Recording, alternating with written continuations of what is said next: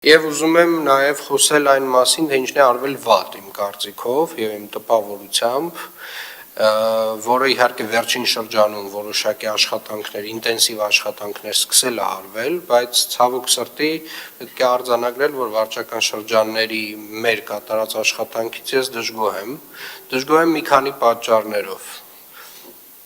Առաջին հերթին իմ կարծիքով մենք բավարար չափով ջանք չենք գործադրել, որպեսզի մասնավոր տնտեսվարողները, ովքեր ունեն պարտականություն, իրենց դիմացի հատվածներում ձնամաքրման աշխատանքներ իրականացնելու համար այդ աշխատանքների մասին տեղեկացված լինեն։ Ինչի չենք կատարել, ինչն է հիմքը, որ կարող եմ սա պնդել, որովհետև մենք ունենք վարչական շրջաններ, ովքեր որ բացարձակապես որևէ վարչական տուգանք այս հոդվածով չեն գրել այս շրջանում։ Դրանք 4-5-ն են։ Եվ չկա դրան բացատրություն։ Կիևյան փողոցից 2 օր առաջ եղբորս հետ դուրս եմ գալիս իրեն շքամուտքից, այդտեղի խանութի տերը մաքրում է դիմացի հատվածը եւ ինձ ասում է ինձ սրա համար փող պետք է տաք։ Այսինքն այդ մարդը չգիտի, որ ինքը պարտավոր է դա անել։ Ավականու որոշմամբ մասնավոր տնտեսվարողներ, ովքեր որ առաջնային գծում ունեն օբյեկտներ, հասարակական տարածքներ, բիզնես, իրենք պարտավոր են այս ձնամաքրման աշխատանքներին մասնակցել։ Պարտավոր են նաև համատիրությունները։ Սա մեկ։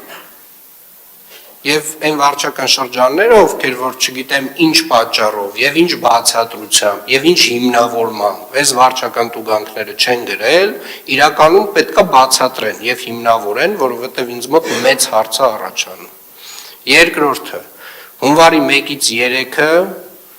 եթե ոչ 31-ից, մեր վարչական շրջաններին հատուկ մի 2 տարի առաջ քննարկեցինք, հատուկ աշխատակիցներ առանձնացրեցինք, որպեսզի վարչական շրջանները ունենան գործիք աղբահանության մաքրման հետ կապված աշխատանքները պատշաճ իրականացնելու եւ նմանատիպ դեպքերում մայթեր, բակեր եւ մնացյալ այլ տեղերում, երբ որ ձյուն է գալիս, ունենան այդ ներուժը որոշ չափով աշխատացնեն այդ մարդկանց, որպեսզի ծայրահեղ խնդիր չունենան։ Ես 1-ից 3 քեզ մարդիկ տուն են եղել։ Նոր տարի էին անում։ Հասկանում եմ իհարկե, դա էլ է մոտեցում, բայց այն մոտեցումը չի, որի մասին ես խոսել եմ տարվա վերջին։ Ես հատուկ շեշտել եմ, հարգելի գործընկերներ, որ մենք ունենք ձյուն, դեռ դեկտեմբերի վերջին եմ խոսել դրա մասին, եւ պետք է աշխատենք 24/7 ռեժիմով, ինչպես աշխատել է ԵԱՍՄ հիմնարկը։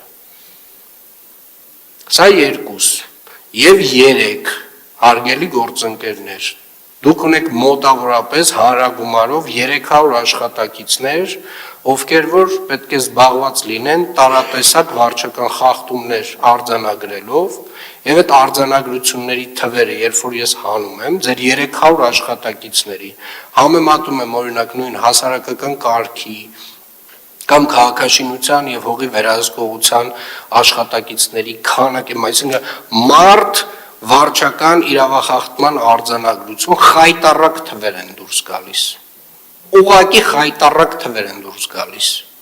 Եվ ես հասկանում եմ, որ այդտեղ ունենք լուրջ փոփոխությունների կարիք, որը շուտով կքննարկենք անպայմանորեն։ Այսինքն մոտավորապես, չգիտեմ ինչ ասեմ, տենց անհամադրելի քանակ է, էլի։ Այսինքն մեկ հասարակական կարգի պահպանության աշխատակիցը միջինացված, ասենք անգամներով, տասնյակ անգամներով ավել վարչական իրավախախտումը արձանագրում, քան մեր վարչական շրջանի համապատասխան նույն աշխատակիցը։ Լավամարդ դուրս գալը լավ բան չի։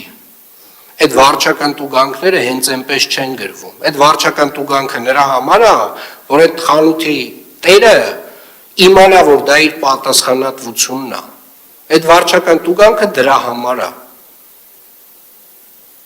Որովհետև ինքը պարտավոր չի այս գործակարգավարականը լսել, բայց ինքը պարտավոր է ավականու որոշումը կատարել։ Պարոն Կարոյան, ինձ թվում է մենք տեխնիկայի հավելյալ կարիք այնուամենայնիվ ունենալու ենք, խնդրում եմ մի հատ գույքագրել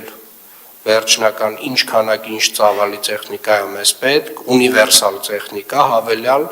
որը որ կսպասարկի մեր վարչական բոլոր շրջանները նմանատիպ դեպքերում, բայց նաև կիրականացնի սանմաքրման աշխատանքներ։